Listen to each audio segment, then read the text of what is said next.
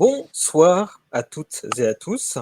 J'espère que vous nous entendez bien, j'espère que vous nous voyez bien. On a fait tous les tests possibles pour ça. Et donc, a priori, grâce à la magie de Paul qui est en régie, qu'on remercie, tout va fonctionner. Vous êtes bien sur le live qu'on avait annoncé autour de la campagne de l'Inc à l'infini, donc le jeu adapté de l'œuvre de Jodorowsky Mobius. On va vous donner le temps aux gens qui ne les écoutent pas encore, donc je m'adresse à eux. Mais bon, pour ceux qui sont déjà là, on va prendre un petit peu de temps pour laisser les gens arriver et présenter chacun des gens autour de la table. Moi, je serai votre hôte, je suis César.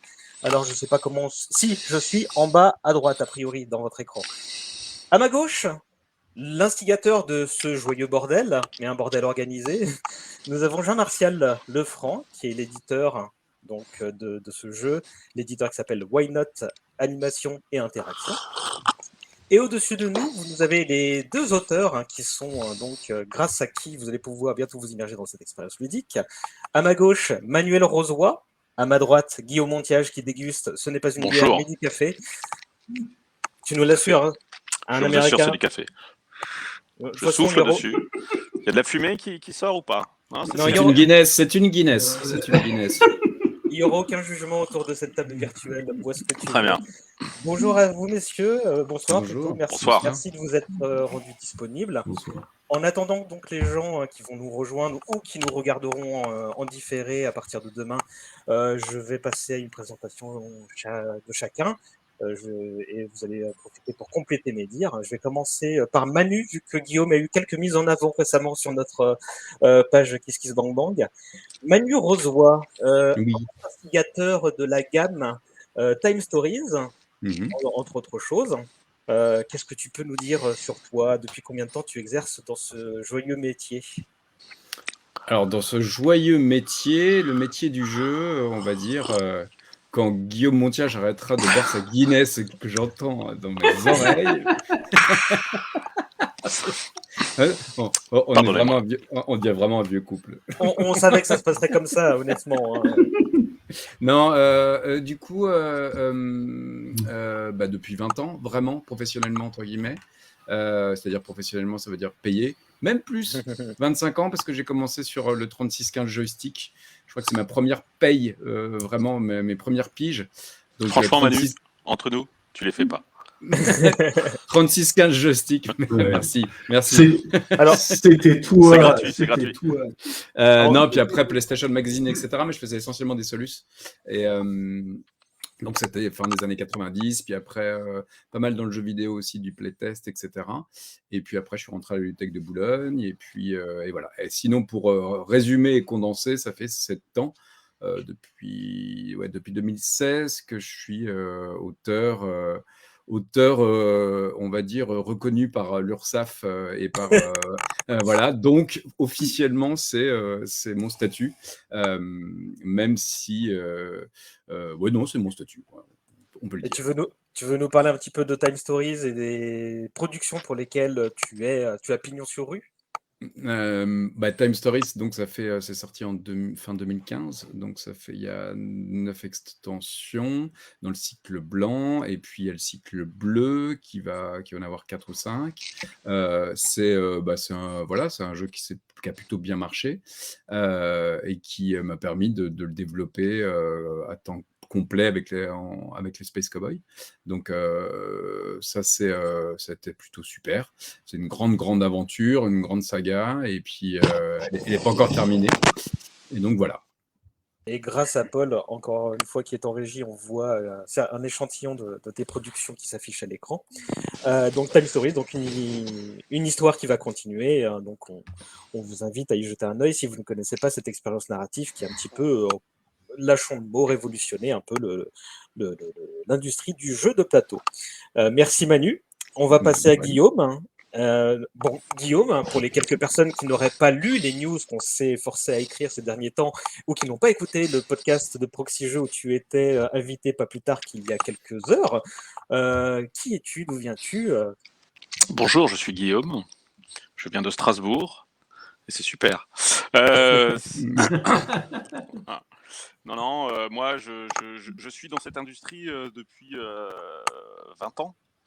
Alors, mon premier jeu, il est sorti en 2000, 2001 ou 2002, quelque chose comme ça. J'ai commencé par faire du jeu de rôle grandeur nature, donc des GN, des soirées enquête. Et puis après, j'ai continué dans cette voie-là. J'ai fait plein de choses. J'ai co-créé la radio des jeux, par exemple, pour ceux qui s'en souviennent. Et puis j'ai fait des jeux comme Toi non plus, tu les fais pas. Nefertiti. Ouais, c'est gentil. Mais moi, c'est vrai. Euh, Et en plus, c'est sincère. Non, voilà, donc j'ai fait Nefertiti, Kemet, quoi d'autre, Suspect récemment en termes de jeu d'enquête. Voilà, et j'ai fait. Manu est un peu modeste pour le dire, mais je pense que c'est un des meilleurs scénarios de Time Stories qui était sous le masque. Donc, qui m'a permis d'allier mes deux passions, c'est-à-dire l'Égypte et le narratif. Oui, Et parce c'est que comme ça qu'on s'est connus, Manu, en fait, voilà, sur Time j'allais Stories. Non, c'est j'allais pas vous tout poser à fait. la Alors, question. non, si, pour Non. l'anecdote, c'est pas tout à fait comme ça qu'on s'est connus. La première fois qu'on s'est vus, je l'ai contacté pour lui faire tester Time Stories. Oui. Il m'a dit, il est sorti, il m'a rien dit, mais j'ai bien vu que sur son visage, il avait trouvé que c'était de la merde. Ouais, c'était Ouais. la première fois. C'est vrai. C'est vrai, hein, c'est vrai, c'est vrai. Bon, Donc- à sa décharge, c'était vraiment le début des protos, etc. Et il s'en est suivi 3 ans de développement ensuite. Donc, effectivement, la première mouture. Mais il n'a pas su voir la pépite. Non, c'est vrai, c'est vrai. On a dû me la remettre sous les yeux pour me dire, mais Guillaume, en fait, t'es vraiment qu'un gros naze, c'est super. Alors j'ai fait non, je sais ce que je dis. Et j'ai rejoué, et tout penaud, je suis allé voir Manu en disant, écoute, finalement, ça a l'air pas si mal. Virgule, ta voilà. merde. Virgule, ta merde. Donc Jean-Martial, tu vois, ce qui va se passer, c'est qu'on va les laisser s'entretuer et nous, on va discrètement s'éloigner. Et Non, voilà, mais on fera un live plus tard. c'est plein d'amour. Oui. Oui, ça a l'air. Oui, on sent une affection qui se retient un peu, mais qui ne demande qu'à s'exprimer. Ben, justement, je vais retenir les deux auteurs, Jean-Martial, et te demander à ton tour de te présenter et nous dire qui es-tu. Tu es l'homme de l'ombre de cette campagne, mais c'est le moment justement de te mettre sous les lumières. Hein. Donc, moi, je bats tous les records d'ancienneté, puisque j'ai commencé dans le jeu vidéo en vendant des Master System de Sega en 1988, donc je pense que personne ici n'était né. Et ensuite, Quand même. Quand même. J'ai eu mes Master System Sega 32 Sega. Ouais. Ouais. Donc, et ensuite, j'ai poursuivi dans le jeu vidéo. J'ai créé une société qui s'appelait Cryo Interactive. Et le premier jeu que j'ai produit chez Cryo Interactive, c'était donc le Dune de Philippe Ulrich, Rémi Arbulot et d'autres auteurs très prestigieux. Et ensuite, j'ai dû produire pas loin de 60 ou 70 jeux vidéo avant de me reconvertir dans la presse, où je sévis maintenant depuis quelques années. Et Incal Infini est mon premier jeu en boîte, dans une boîte avec des cartes et des choses imprimées et ainsi de suite, ce qui est un peu la fusion entre mon expérience dans le domaine du jeu vidéo et mon expérience dans le domaine de l'édition papier. Voilà. Et j'ai travaillé avec Moebius en 1992, puisque je faisais partie d'une équipe qui développait le projet d'adapter Star Watcher en long métrage. Et ça a été une grande aventure qui m'a donné l'occasion donc, de rencontrer Moebius. Une grande aventure, mais c'est une histoire un peu longue, donc je la raconterai pour une autre fois. Voilà, sauf si vous m'écrivez, et à ce moment-là, je vous la raconterai je vous ferai un mail pour vous expliquer tout ça.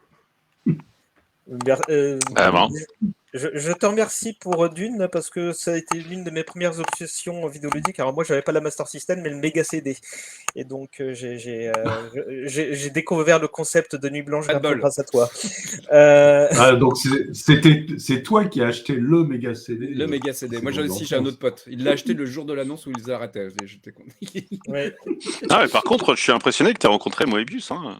Moi, le plus haut que je suis allé, c'est Pascal Brunner, si tu veux. Il est quand même un peu plus haut, quoi. Moi, je l'ai rencontré aussi. Je lui ai vendu un bouquin en salon avant de savoir que c'était Moebius. Donc, c'était une grosse loose. J'aurai quelques anecdotes, mais elles seront un peu moins bonnes que les vôtres, hein, je vous préviens. Hein. On va passer tout de suite, on va vous mettre sur le grill dans un tout petit instant. Juste avant, on va remercier les gens qui nous regardent alors en live ou en différé, puisque pas plus tard que ce matin, on a atteint les 100% de la campagne. Donc, le jeu sera une réalité. L'Incal a fini déjà les plus de 150 souscripteurs qui nous ont fait confiance. Merci à vous. Rassurez-vous, vous aurez votre boîte donc à la fin de l'année. Un peu plus tard durant cette émission, on verra jusqu'où on peut aller et quelles sont les choses qui pourraient encore être débloquées. Mais juste avant, je vais lancer Jean-Martial sur... puisque tu es l'initiateur de tout ça, je voulais te demander comment l'idée d'adapter l'Incal en jeu t'est venue. Après, je vais me tourner vers les auteurs sur l'aspect pratique. Mais pourquoi cette œuvre-là et qu'est-ce que tu t'es dit à ce moment-là quand tu t'es dit qu'il y avait matière à faire quelque chose sur ce secteur-là? En fait, l'idée, c'était que j'avais très envie. Moi, j'ai un univers très lié à la science-fiction. Évidemment, il y a Dune, mais j'ai travaillé sur un certain nombre d'univers de science-fiction. J'ai fait un jeu sur Alien, j'ai fait un jeu sur des Ubik de Philippe K. Dick, toujours en jeu vidéo. Et donc, c'est un univers dans lequel je me sens à l'aise, la bande dessinée aussi. Pendant qu'on préparait l'Incal a fini, j'ai produit une série d'animations basée sur une BD de Fab Caro qui s'appelle Open Bar. Donc, c'est un univers où je me sens à l'aise. Et donc, l'Incal, ça reste la référence en matière de création de science-fiction par des auteurs basés en France, mais c'est aussi un album et une série d'albums qui ont eu énormément de succès partout dans le monde. Et donc, alors qu'on discutait avec Manuel Rozoy sur ce qu'on pouvait faire ensemble, j'ai approché les Humano, et c'est comme ça qu'ils nous ont confié l'Incal, que Manuel a commencé à travailler sur le projet, et Manuel ensuite a approché Guillaume, qui a accepté, malgré toutes ses préventions à l'égard d'Emmanuel, de rejoindre l'équipe et qu'ils ont commencé à travailler ensemble sur cette adaptation. Donc voilà un peu l'idée. C'est vrai que c'est toujours des rêves, on a toujours des rêves de cinéma un peu grandioses, qu'on adapte Dune ou les romans de Philippe K. Dick.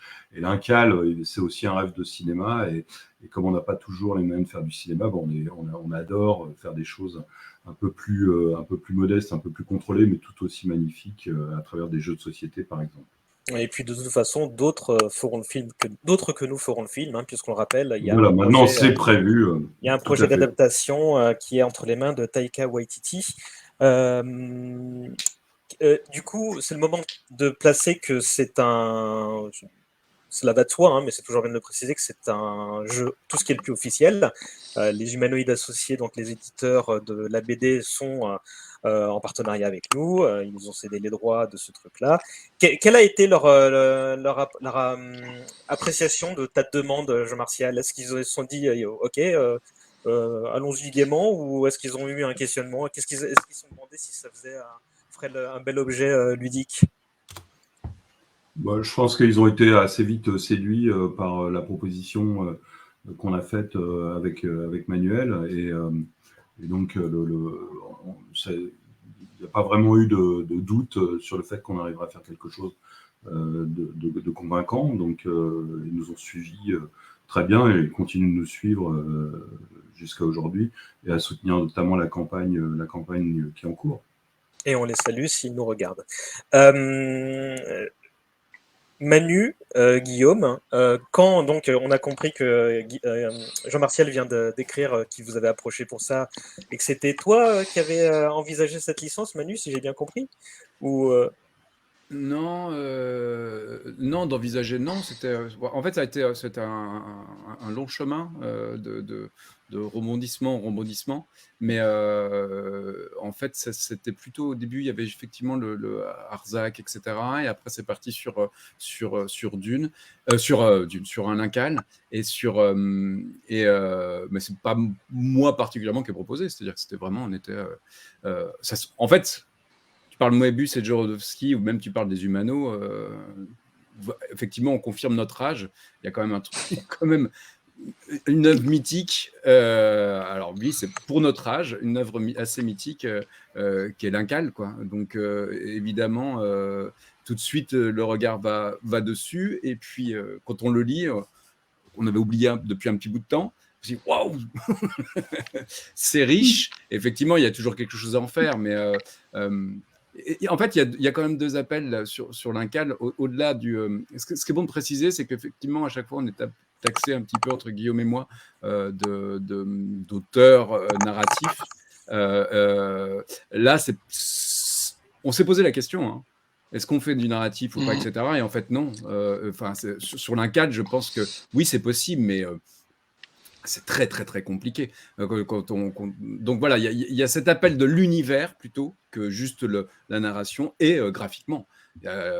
Moebius, quand même, malgré tout. Alors, c'était assez étonnant parce que quand que je l'ai présenté, j'ai fait tourner sur le off à pas mal de jeunes. Il y en a certains qui, en fait, ça marque toujours, mais c'est très tranché. Il y en a vraiment qui ont regardé graphiquement et qui ont dit « Ah, mais non, mais j'aime pas du tout. Qu'est-ce que c'est ?» Je dis « C'est une BD, mais c'est… » Ah bon, vraiment? Enfin, j'étais très étonné qu'il y ait certaines personnes qui n'aimaient pas, tellement c'est, pour moi, graphiquement, ça reste le top, quoi. Donc, pour répondre à ta question initiale, non, ce n'est pas moi qui ai initié, ça s'est fait comme ça, mais effectivement, l'Incal, ça coule de source, on va dire. Je vais demander à chacun d'entre vous de nous raconter sa découverte avec l'œuvre originelle. Et du coup, Guillaume, à toi la parole. Ouais, moi, elle n'a pas commencé avec l'Incal, moi, elle a commencé avec la caste des métabarons. C'est ça qui m'a mis le pied là-dedans, et c'est plus tard que j'ai découvert qu'en fait le personnage était dans l'Incal. Donc moi j'ai vraiment commencé là-dedans avec la case des métabarons. J'ai tout de suite vu le parallèle avec Dune, en fait. Je suppose qu'il existe, qu'il est assez clair pour tout le monde. Et ensuite, je me suis, comme j'adorais ça, je voulais en savoir plus, découvrir plus, et c'est là que j'ai découvert les bandes dessinées de l'Incal, quoi. T'avais quel âge? Je sais pas, ça sort quand le jeu les Ça, métabarons? c'est dans les années 70. Les Non, métabarons. les métabarons, non. Maintenant, c'est 90. Non Ouais, ouais. 90, donc je vais avoir 15 ans, 16 ans. D'accord, donc durant ton Ce genre de adolescence, choses. ok. Ouais. Et toi, Manu? Ben moi, c'est vraiment. Je me rappelle exactement du moment, en fait. C'était vraiment. C'était en vacances au ski avec un ami que je salue qui s'appelle Willy Dupont et qui a écrit des jeux de rôle. On était tous les deux au ski avec ses parents et on avait acheté dans un kiosque le Métal Hurlant. Donc, j'ai plus le numéro en tête, là, mais avec la couve de l'Incal où il y a John D. Fool qui descend là, avec le fond bleu, et c'était en couve de Métal Hurlant. Et c'est là que j'ai découvert, quoi. Je me dis, mais c'est quoi ce truc? Alors, effectivement, en plus, il y avait quelque chose d'assez frustrant dans Métal Hurlant, c'est que c'était pas la BD en entier, c'était juste des passages, c'était épisodique, mais ça m'a tout de suite passionné, quoi. En fait, j'ai découvert en même temps Métal Hurlant et en même temps et l'Incal. Donc, Et ton cerveau n'a pas fondu? Je crois que quand tu lis, ça je dois avoir 13 ans, un truc comme ça. Je pense qu'il y a plein de choses que tu vois pas, que tu suis. Et effectivement, alors je sais pas si maintenant, effectivement, narrativement, les mangas étant passés par là, si les codes, je pense que je n'ai même pas essayé de le montrer à mon fils, mais je suis pas sûr qu'il accroche tout autant, tellement c'est bavard, c'est clair, mais en tout cas, je pense que tu peux suivre narrativement toute l'épopée de John D. Fool. Tu suis vraiment tout ce qui lui arrive, etc. Mais pour l'époque, c'était bien perché, mais ça perçoit que à 12-13 ans, tu lis et puis ça se passe très bien, en fait. C'est marrant ce que tu racontes, parce que ça me rappelle une anecdote incroyable sur le fait les anecdotes. Toujours sympa. J'aurais dû demander un jingle pour les anecdotes. Non, mais en fait, tu dis, j'ai découvert l'Incal au ski. Moi, j'ai découvert Moebius en vacances au ski, et c'était, je viens de regarder quand est-ce que c'était, au cinéma, il y avait Les Maîtres du Temps. Ah oui, de Moebius. Et c'est une de mes premières images de cinéma. Et effectivement, j'en garde un souvenir assez fort parce qu'il y a des images assez fortes dans ce long métrage. Et c'est là que j'ai découvert Moebius pour la première fois. Après, je l'ai revu et je l'ai montré du coup à mes enfants. Bon, ça a un peu vieilli, on va pas se mentir. Mais pour moi, ça reste. C'était quelle année? 82. 82 Regardez, au 1982. cinéma 82. Bah, donc, du coup, Ouais. je pense que j'ai découvert Les Maîtres du Temps avant l'Incal, du coup. Enfin, avant Métal Hurlant. Ouais. Et toi, Jean-Martial? Bah, moi, j'ai horreur des sports d'hiver, personnellement. Donc, Bon, bah voilà. Question Ben suivante. voilà. Et puis voilà.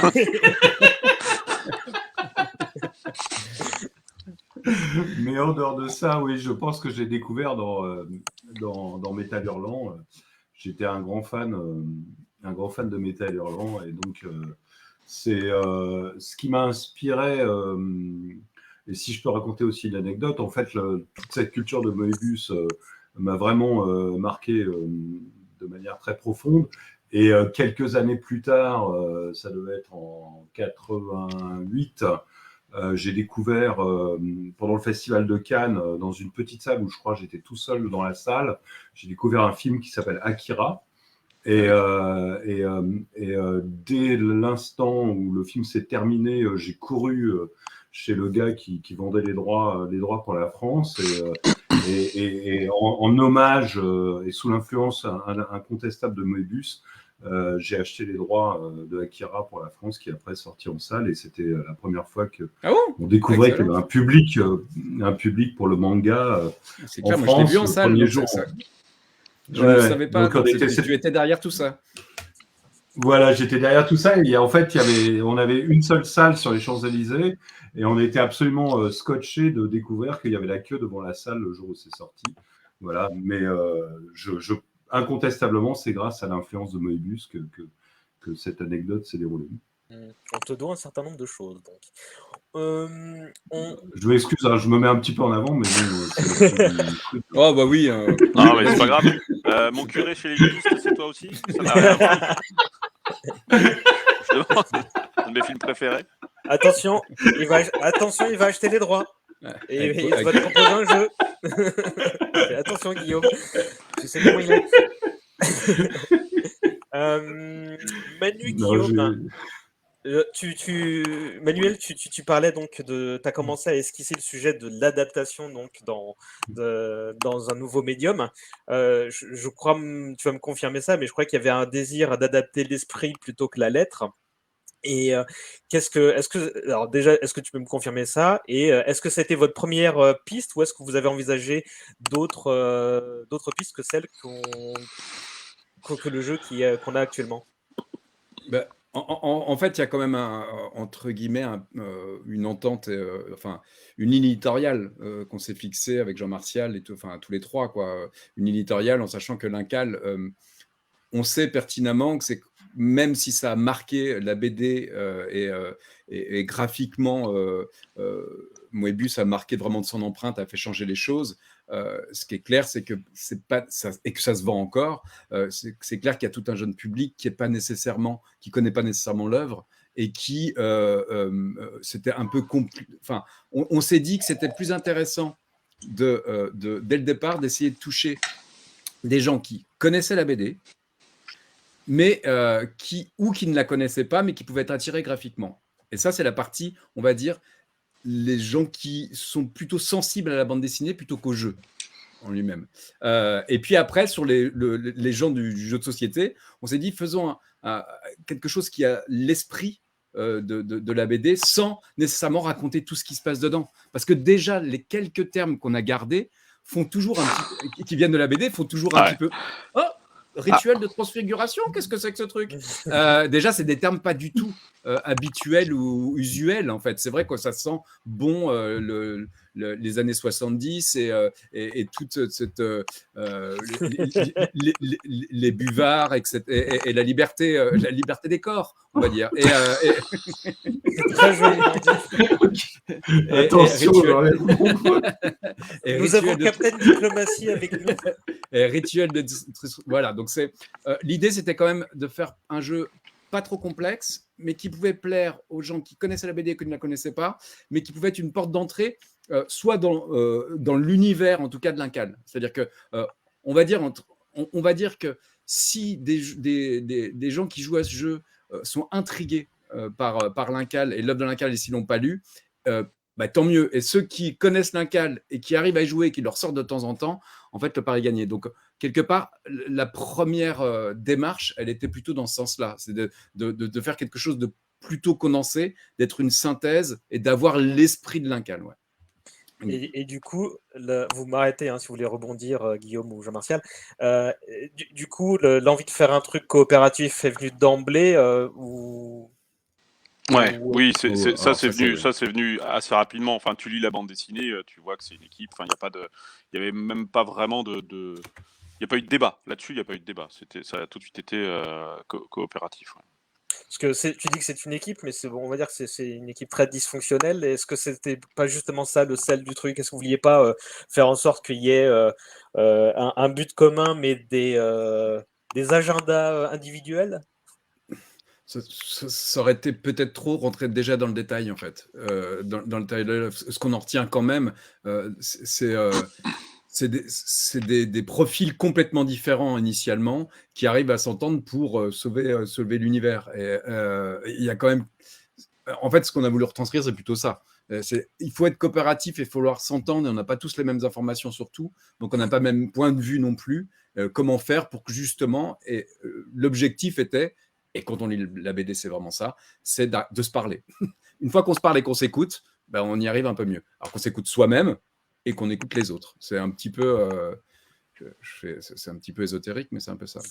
Bon, ça correspond avec l'œuvre en même temps. C'est ça. Et est-ce que... Vas-y, oui. Pardon, Guillaume.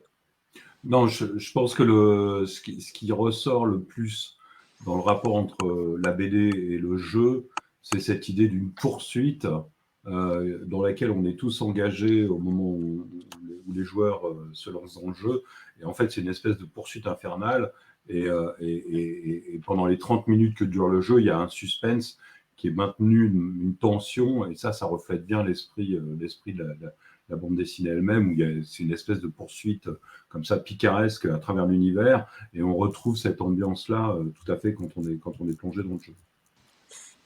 Et du coup, est-ce que pour attaquer les notions de gameplay, est-ce que vous vous êtes dit, ok, maintenant qu'on a cette idée-là, comment on l'a traduit dans la mise en œuvre du gameplay? Est-ce que vous aviez récupéré des choses de précédentes expériences ludiques, où vous vous êtes dit que ça pouvait fonctionner, ou est-ce que vous êtes parti de zéro? On est parti de zéro. On est complètement parti de zéro. On est parti à un moment dans une voie où on est allé relativement loin, et puis finalement on est complètement revenu parce que ça n'allait pas. Et puis on est parti plus rapidement ensuite sur cette seconde voie qui est le jeu aujourd'hui. Mais on est vraiment parti de zéro. On n'a pas ouais, on est parti de zéro. Tout à fait. Et comment, sans parler de la première voie qui a été abandonnée, sauf si vous pensez que c'est intéressant d'en parler, n'hésitez pas. Comment on adapte donc alors cet esprit, comment les règles telles qu'elles sont expliquées sur la page KissKiss, notamment par les vidéos de Bidovox et Tugames, comment elles sont nées? L'objectif, c'était effectivement, comme disait Manu, que les gens parlent. Donc, ce qu'on a cherché à faire, c'est trouver un méca qui fait que les gens vont être, à un moment donné, obligés de communiquer sur certains éléments du jeu. Donc, on a commencé à chercher sur cette voie-là. En même temps, ça devait rester quand même assez simple, mais on a commencé à chercher sur cette voie-là. Et c'est là qu'on a eu, je ne sais plus comment est arrivée l'idée, mais du rituel de transfiguration à la fin, qui était quand même l'élément un peu central on avait le but du jeu, quoi, à ce moment-là.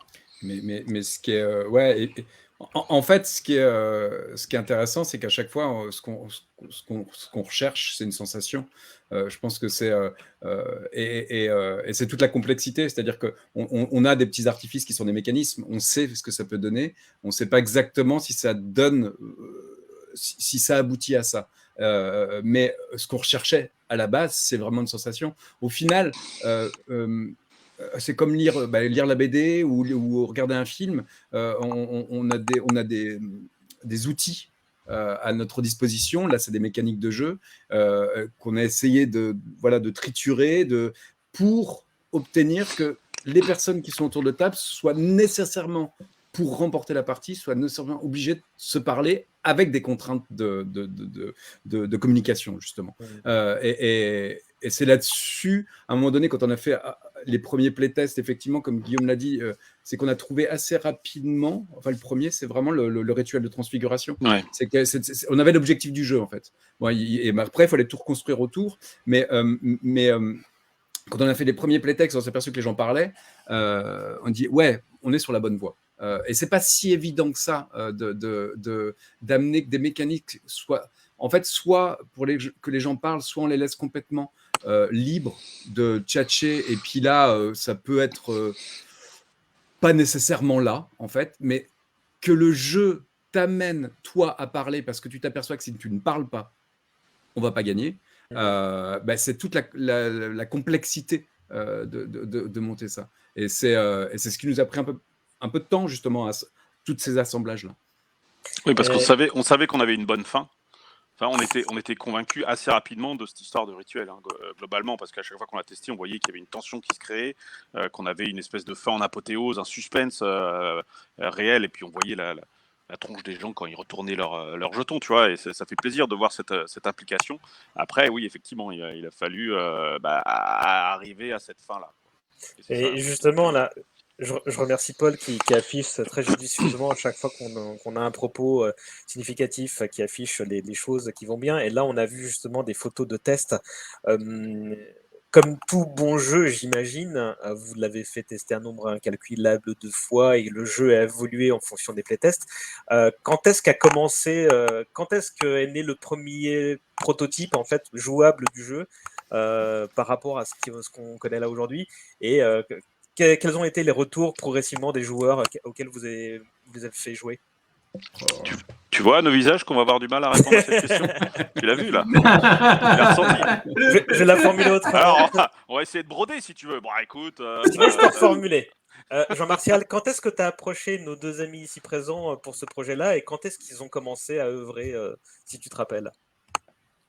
Non, mais je pense que globalement, c'est un processus qui a duré un peu plus de 2 ans. Après, la première partie qu'on a faite, je crois que ça remonte à 1 an, et il y avait déjà la plupart des éléments étaient présents. Moi, le souvenir que j'en ai, moi, ce qui m'a vraiment plu cette première partie, c'est que il y avait Manu, il y avait d'autres participants qui étaient plus dans la catégorie initiée, entre guillemets, voire experts, et moi qui suis complètement casual par rapport à ce genre de jeu. Et vraiment, je pense que tout le monde s'est amusé, tout le monde a accroché, et la mécanique a enclenché immédiatement. Et pour moi, c'était assez étonnant, parce que je pense que on est assez vite si on plaît aux initiés, on est assez vite hermétique pour les casuals, et là, c'est pas du tout le cas dans le jeu. Et c'était aussi l'enjeu que décrivait tout à l'heure Manuel et Guillaume, c'est comment attirer à la fois les fans de la bande dessinée, qui sont encore très très nombreux, et être crédible pour les joueurs qui ont envie de découvrir une expérience ludique qui est originale, même si elle repose sur les canons du jeu coopératif. Donc après, sur les tests eux-mêmes, c'est vrai que Guillaume et Manuel ont fait appel à la fois à des gens qui étaient des anonymes pris dans la foule, et des experts, et que globalement, ça a permis de raffiner, de valider le jeu. Mais ce qui est intéressant pour moi, c'est que dès les premières tentatives, les premiers tests, l'émotion était là. Et pour moi, à toutes les parties auxquelles j'ai pu assister, même si c'est des gens qui découvrent le jeu, les émotions sont présentes, et les émotions restent cohérentes d'une partie sur l'autre. Et ça qui fait que, à mon avis, le jeu tient vraiment la route. Tu l'as souligné à l'instant, hein, le jeu n'est pas dédié aux connaisseurs de la BD ni aux hardcore gamers, hein. Il est vraiment, il y a une volonté d'ouverture pour que tout le monde puisse y jouer. Quelle a été la réaction des gens auxquels vous avez fait jouer le jeu, aussi bien les newbies dans l'univers de l'Incal que les éventuels gens qui connaissaient? Tu nous parlais, Manu, il y a un instant de quelqu'un qui a été tatoué À Cannes, il y a quelqu'un qui est venu sur le stand qui a joué et qui avait le symbole de Lincal tatoué sur la cheville. C'était assez marrant. Non, mais en fait, sur le jeu, globalement, l'expérience est vraiment là. C'est-à-dire que rapidement, les règles sont assez simples. En fait, on a en gros une action principale à son tour et deux autres qui sont un peu subsidiaires mais en fait, on a une action principale. Et rapidement, on est pris dans le flot du jeu. Les parties sont... alors, au début, on se dit, en fait... il est plus tactique qu'il n'y paraît. Généralement, il y a pas mal de personnes qui se font avoir. En gros, oui, bon, ou alors c'est plus compliqué dans les salons parce que là, je reviens, enfin, justement, tester à Cannes sur le off où les gens ne connaissent pas nécessairement, donc un peu, il y a une petite barrière et donc ça prend un peu plus de temps à démarrer et sur une demi-heure, grand max, hein, sur une demi-heure, ce temps perdu, il est perdu.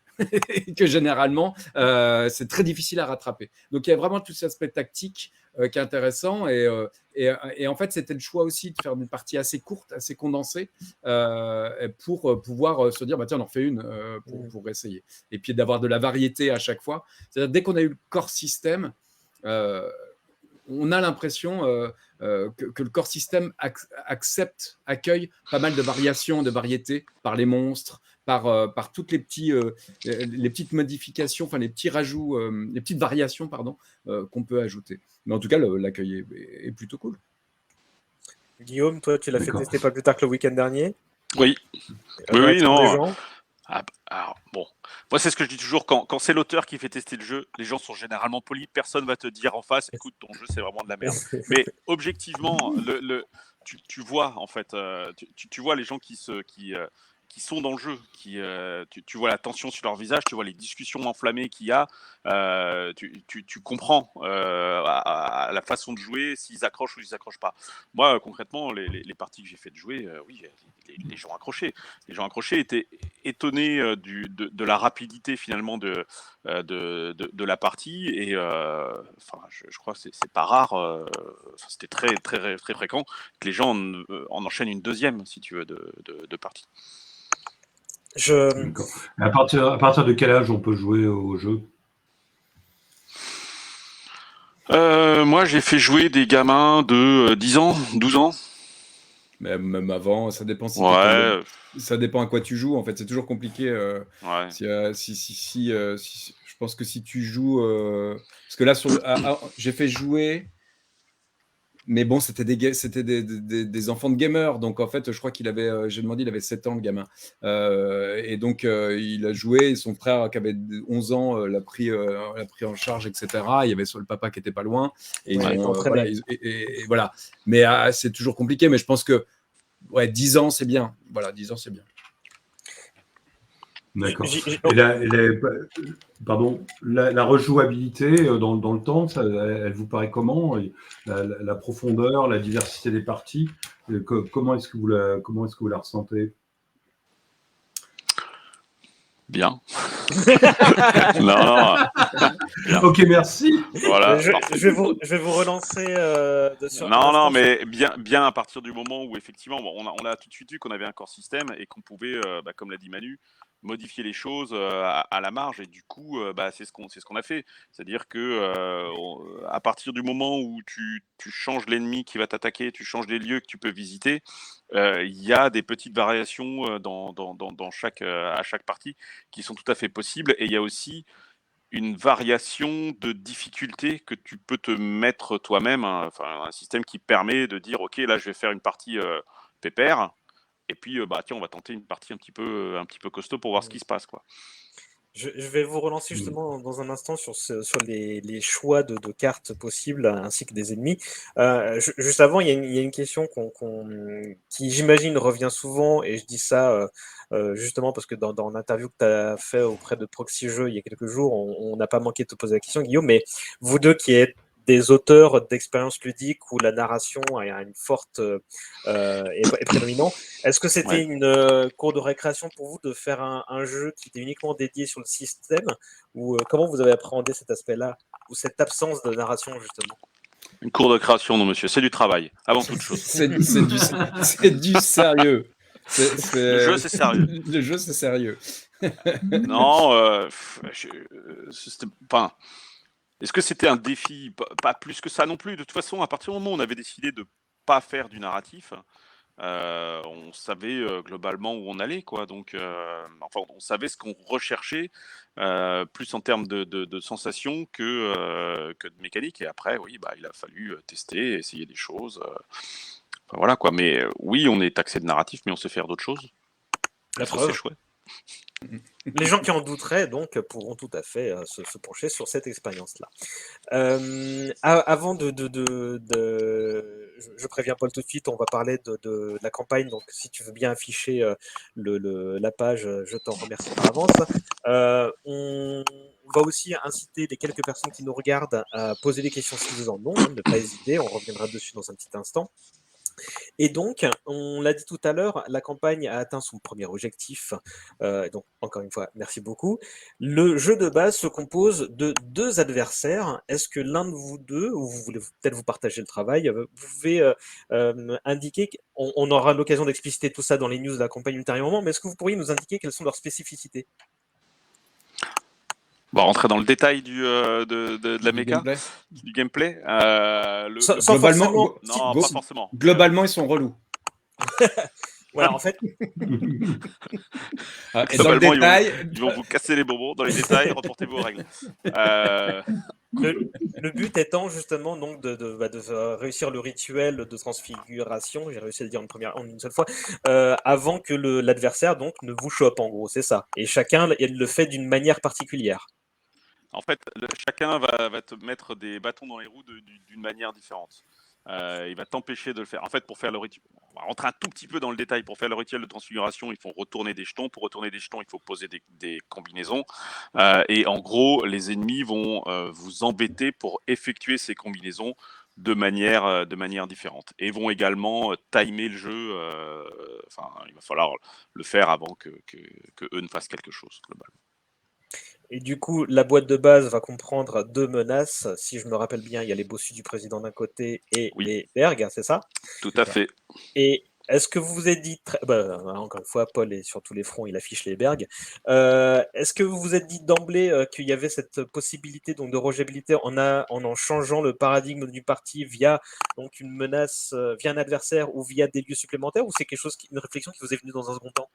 Non, c'est venu hyper vite parce que en lisant la bande dessinée, il n'y a pas un ennemi, quoi. En fait, enfin, il y a un grand ennemi, mais globalement, dans la bande dessinée, ils affrontent une foultitude de gens qui viennent leur casser les bonbons. Donc, même au moment où on se dit, tiens, thématiquement, qui est-ce qu'on prend?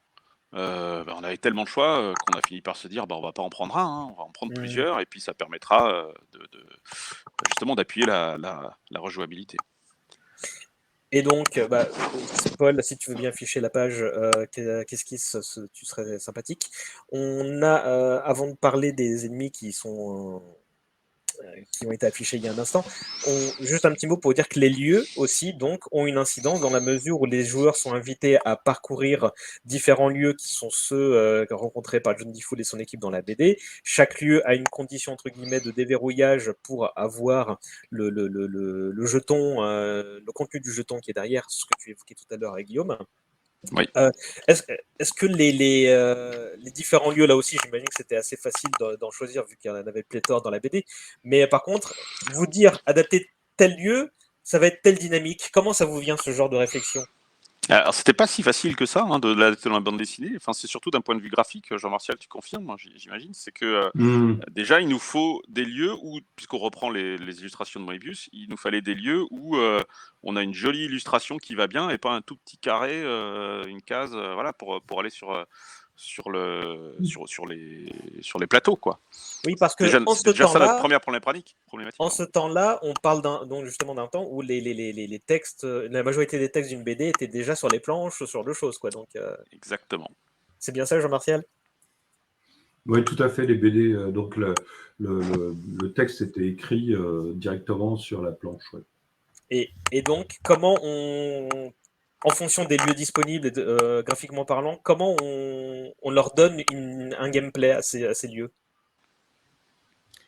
Bah, là on joue beaucoup en difficulté, donc c'est un petit peu voir effectivement, tu as des lieux qui sont, en fait, quand ils apparaissent plus tôt, effectivement, ils sont un peu moins balèzes dans la BD et là, on met juste un niveau de difficulté, donc une niveau de combinaison à faire. On va pas plus loin que ça dans le souci narratif, c'est juste coller une difficulté, et effectivement, ce qui est intéressant, par exemple, sur la forêt de cristal, c'est que tu dois mettre les personnages dans l'ordre, donc c'est comme si un peu ils passent chacun sans trop bouger, trop faire de bruit. Tu as l'autre lieu, je sais plus c'est lequel, où effectivement on doit mettre tous les personnages un à un, donc il te ralentit. Il y a, enfin voilà. Donc en fait c'est juste plus gérer un niveau de difficulté à chacun des lieux, mais le point plus que quelque chose de gameplay, je dirais ce qui était très important, c'est de faire vivre vraiment les illustrations de Moebius,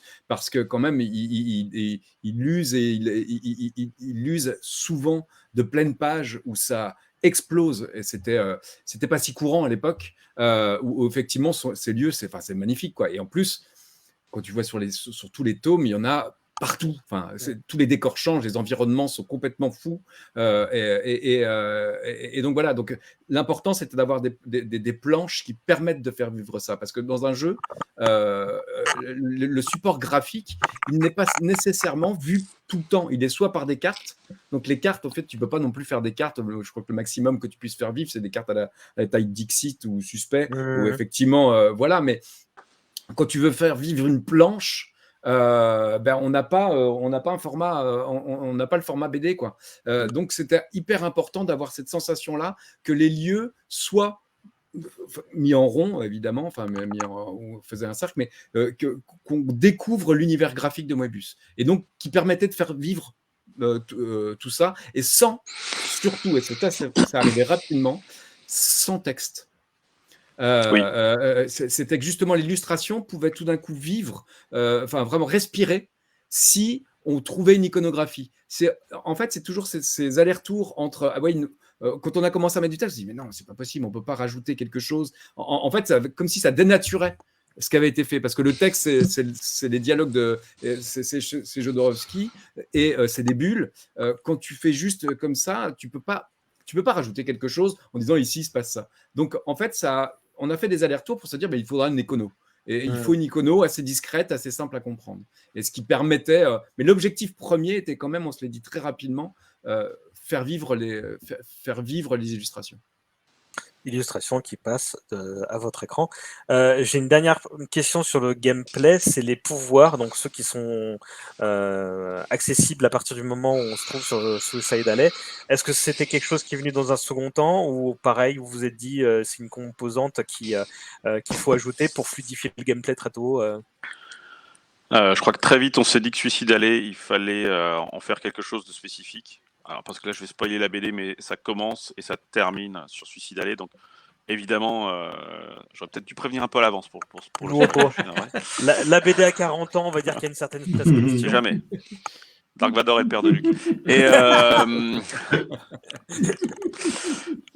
Et je sais plus ce que je disais, à part une connerie. Les pouvoirs de Suicide Alley. Oui, les pouvoirs de Suicide Alley, merci de suivre. Les pouvoirs de Suicide Alley, oui, on s'est dit très rapidement qu'il fallait en faire, qu'il fallait que ce lieu soit vraiment. Alors tous les lieux sont spécifiques, mais celui-là est une spécificité encore plus grande par rapport aux autres lieux. Du coup, on en a fait un lieu où on ne révèle pas de jetons à calme, mais où on a ces pouvoirs qui sont activables, et particulièrement notamment par John Defoe.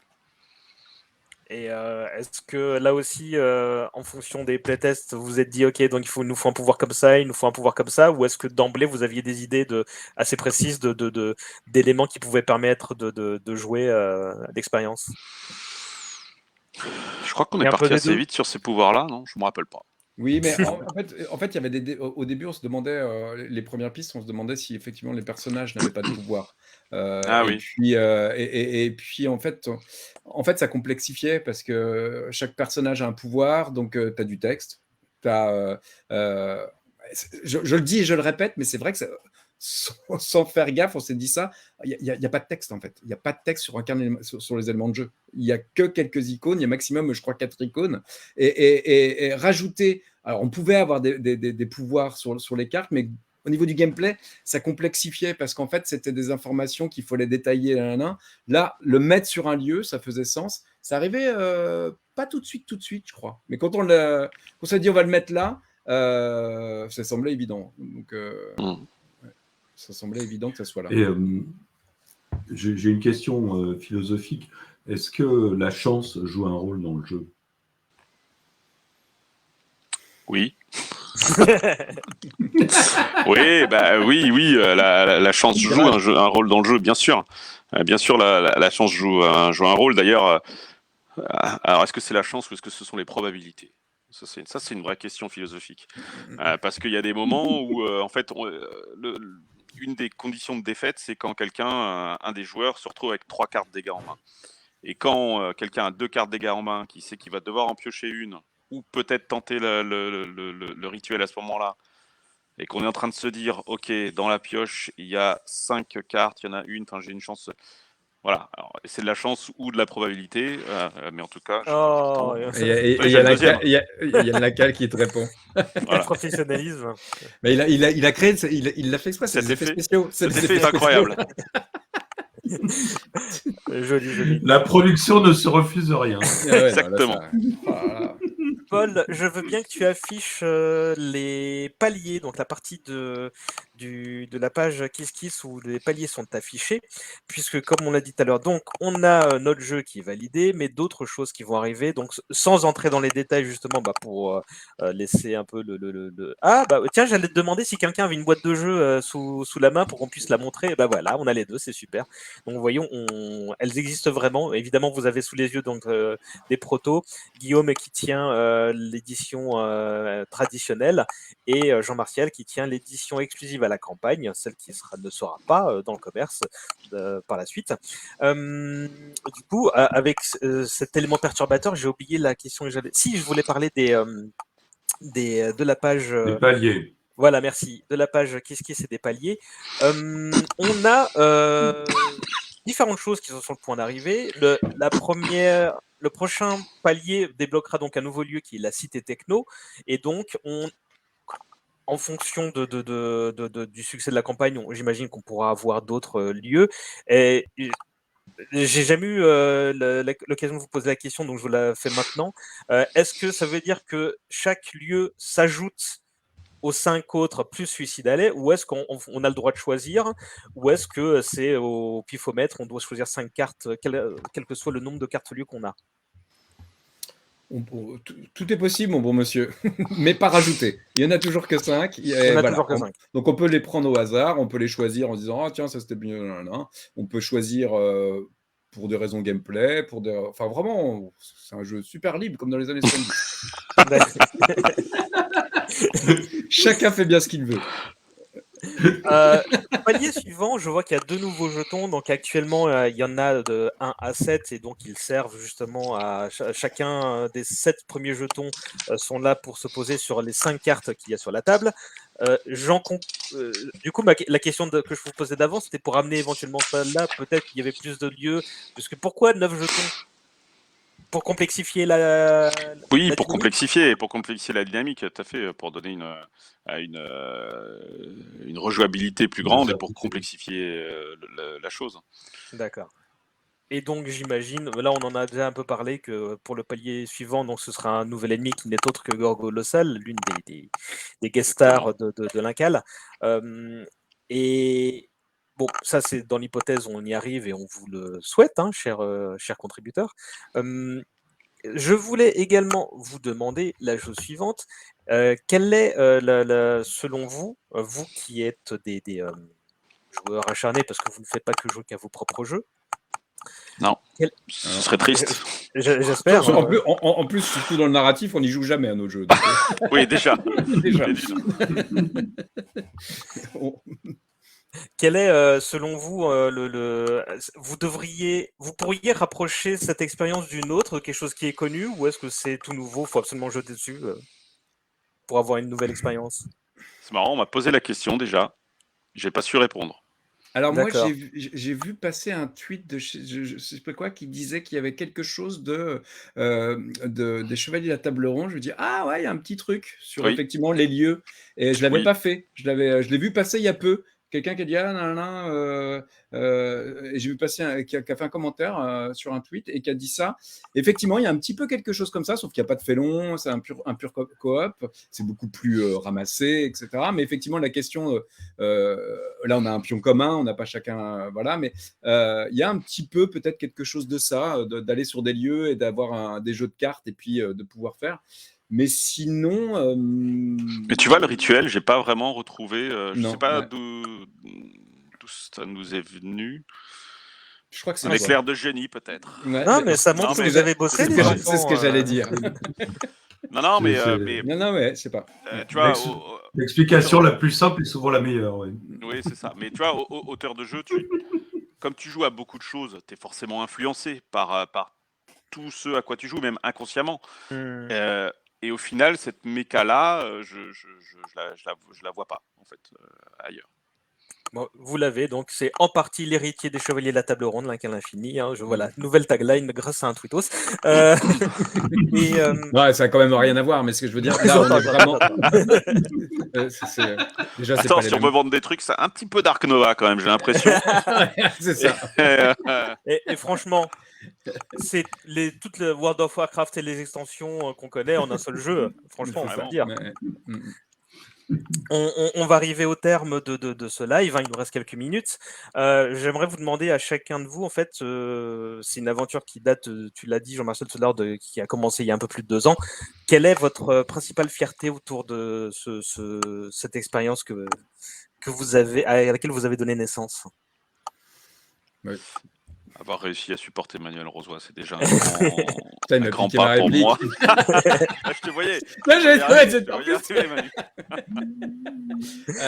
Franchement, pendant Cannes, je parlais avec Laurent Escoffier, qui est un auteur très talentueux et qui a joué au jeu et puis qui regardait la couve. Et puis, parce que lui, il a fait un jeu sur Corto Maltese. Donc, l'adaptation, donc on parlait un petit peu de tout ça. Et puis, j'ai regardé la boîte, puis j'ai dit, c'est quand même assez cool d'avoir Jodorowsky et Moebius avec le truc Incal, et puis d'avoir nos deux noms juste en dessous. Il y a une espèce de petite fierté pas dégueulasse qui fait que franchement...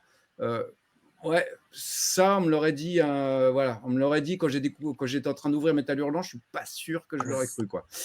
Et donc, il y a quelque chose de ça, d'avoir pu travailler et jouer avec ces éléments-là et un univers. Ouais, c'est cool, quoi. Enfin, c'est pas rien, je veux dire. Voilà, c'est pas rien, l'Incal. Guillaume, est-ce que tu restes sur supporter Manu Rosoy ou tu vas d'accord? Non, pas mieux. Il a raison. C'est moins drôle que ce que j'ai dit, mais c'est plus vrai. Jean-Marcel, tu as d'autres à répondre aussi, hein, si jamais tu as une fierté à partager avec les gens. Non, mais moi, j'ai rien de très drôle à dire. Si ce n'est que j'ai été très heureux de découvrir comment, justement, se fabriquent ces mécaniques et c'est toujours passionnant de regarder des auteurs au travail, quoi. Donc voilà, c'était un processus plutôt agréable. Plutôt agréable, oui. J'ai eu l'occasion, moi, de faire une partie avec toi, Jean-Martial, et toi, Manu, et je me souviens très bien de ma première action qui est ça va être compliqué, c'est l'Incal, ça va foisonner, et au bout de 5 minutes, je me dire attends, je crois que je comprends. Et à la fin de la première partie, je me suis trouvé nul, mais j'ai tout de suite compris le délire que ça pouvait représenter et cet état d'esprit, justement, cette volonté de traduire l'esprit plutôt que la dette, je l'ai vite compris. En tous les cas, j'aimerais sensibiliser les fans qui connaissent la BD en leur disant que c'est tout à fait réussi en la matière. Et quant aux joueurs qui ne la connaissent pas, eh bien, laissez-vous tenter, puisque là, on a dit tout à l'heure, le jeu est ouvert à tous les publics. Est-ce que vous voulez rajouter quelque chose, messieurs? C'est quoi que tu avais trouvé nul? Ah non, j'ai pas dit. J'avais dit que ça allait. Je trouvais ça bizarre comme fin. Non. Alors déjà, j'ai pas dit ça. J'ai dit l'incal, ça déborde Il s'est- tellement, c'est tellement foisonnant que je sais pas dans quoi je mets les pieds. Je pense qu'il a dit qu'il s'était trouvé nul lui-même Ah, j'avais... dans la voilà. partie. Ah, lui Oui, Voilà. Mais non, pas du Je- tout. Au cas où, ça aurait été super bon de sortir. je me suis refait Ouais, le en fait, film, bon, allez, salut. je me suis refait le film d'interview, je fais mais non, j'ai pas dit ça, je crois que je suis plutôt investi là quand même. Attends, non. Ou alors Non, j'ai fait non, un ben blackout, voilà, quoi. Non, mais Donc c'est voilà. un beau projet. Et puis, c'est surtout que c'est des. Juste pour dire que c'est toujours des monuments de la bande dessinée où on s'aperçoit que graphiquement, ça nourrit énormément de l'imaginaire dans le monde entier. Hein, et que très peu au final, il y a plein à Cannes, je voyais plein de gens qui non, je connais pas, ce qui est normal. Hein. Mais c'est fou qu'on laisse disparaître doucement. Et je trouve que le fait de remettre ça un petit peu sur le devant et de voir de remettre graphiquement et de l'adapter à des gameplays qui sont un peu plus contemporains, c'est pas juste de l'adaptation marketing entre guillemets où on va faire un jeu de loi. Je trouve que c'est des projets qui méritent, enfin qui sont intéressants et en tout cas qui malgré tout le travail d'adaptation entre plusieurs médiums est quand même je trouve que le jeu de société a aussi maintenant a souvent adapté des univers, etc. On ne puise pas beaucoup dans la BD et ça serait intéressant de s'y engouffrer un peu plus, ouais, je trouve. Voilà. Cet homme parle vrai. Parfait. On va vous remercier, les gens qui nous regardent en live ou en différé. Je vous invite évidemment maintenant qu'on a l'assurance que le jeu va se faire, à payer votre dîme si ce n'est pas déjà fait. Si c'est fait, à relayer le projet autour de vous, vu que, comme vous l'avez vu, il y en a encore sous le capot, il y aura des choses qui pourront être débloquées. Il reste 22 jours à cette campagne et on va continuer donc de vous abreuver d'informations par le biais des news de la page KissKiss. On va revenir sur les points de règle. On va même essayer d'organiser peut-être une petite partie parisienne test. Hein. On va essayer de voir si c'est possible de faire ça avant la fin de campagne. Les remerciements de rigueur vont d'abord à Paul qui organise toute la partie technique de ce que vous voyez là. Et bravo Paul, cet homme travaille bien, engagez-le si vous avez besoin. À KissKiss Bang Bang qui nous a très vite soutenus dans ce projet-là. Notamment merci à Mélanie et à Thibaut qui nous ont très vite supportés. On va remercier également cela va de soi les Humaines associés qui sont partenaires également. On l'a pas dit, mais vous pouvez acquérir la BD L'Incal dans l'un des contreparties de la campagne. Donc n'hésitez pas si vous l'avez. Maintenant, vous connaissez la fin. Oui, Ah, mais on connaît le décor de la fin. Voilà. Hein et si vous ne la connaissez pas, c'était à la 57e minute par Monsieur Guillaume Montiage. Ouais. Voilà, je crois qu'on va se laisser là-dessus hein, et laisser les gens se dire bon, c'est pas grave, on va donner une chance au produit. Ok. Merci Guillaume, merci Manu, Mais merci ils vous en prient. Jean-Martial. Merci, bonne Bonne soirée à toutes et à tous, bonne fin de campagne également et on vous rappelle, on a besoin de vous pour faire avancer ce projet. Encore une fois, merci à tous et à bientôt. À bientôt.